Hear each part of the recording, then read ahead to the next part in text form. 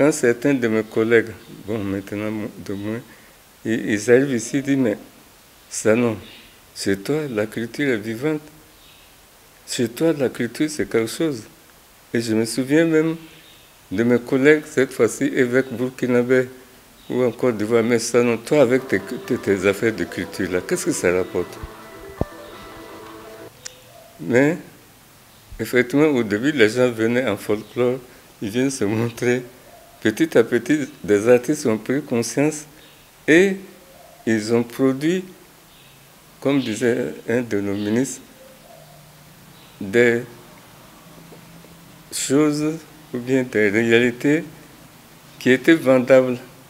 Alors, petit à petit, on peut dire que chacun des groupes ethno-linguistiques a vibré à la Semaine nationale de la culture.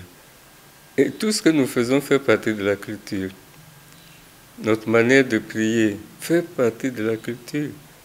Notre façon de manger, de nous habiller, tout ça, ça fait partie de la culture. Et bon, les Français disaient, et certains burkinabés l'ont repris, la culture, c'est qu'il reste quand on a tout oublié. Je dis non. La culture, c'est, voilà, cet ombrage-là, cet arbre, dont les racines sont antiques et qui continue, voilà, à prendre la vigueur, qui continue à avoir des branches, des feuilles, qui donnent de l'ombre jusqu'à aujourd'hui. Et dans ma culture, je suis dans ma peau. La première dimension de la culture, c'est l'agricultural. La première dimension, c'est l'agroéconomie. La première dimension, c'est l'agrodéveloppement, si on veut. Et cette dimension a beaucoup gagné. Je ne suis pas encore allé au marché des communautés, mais au début, bon, c'était des gens là qui représentaient tel objet de leur village ou de leur groupe ethnique. Maintenant, à ce qu'on me dit, c'est des stands. Alors, à ce niveau déjà, de consommer burkinabé, de produire burkinabé et de consommer burkinabé, il y a un gain considérable.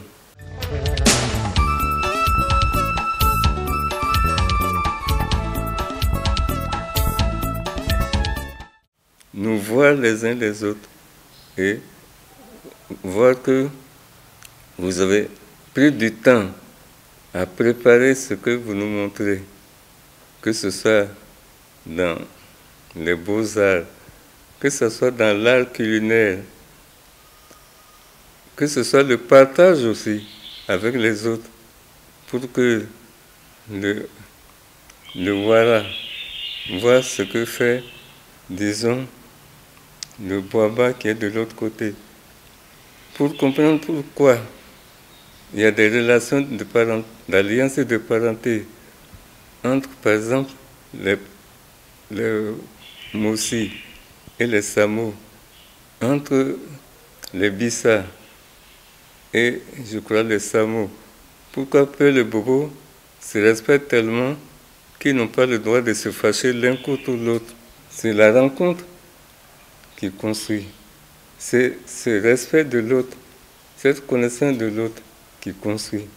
C'est le partage de ce qu'on a. C'est ça qui donne la solidité à nos façons de vivre, nos façons de nous parler, nos façons de travailler ensemble.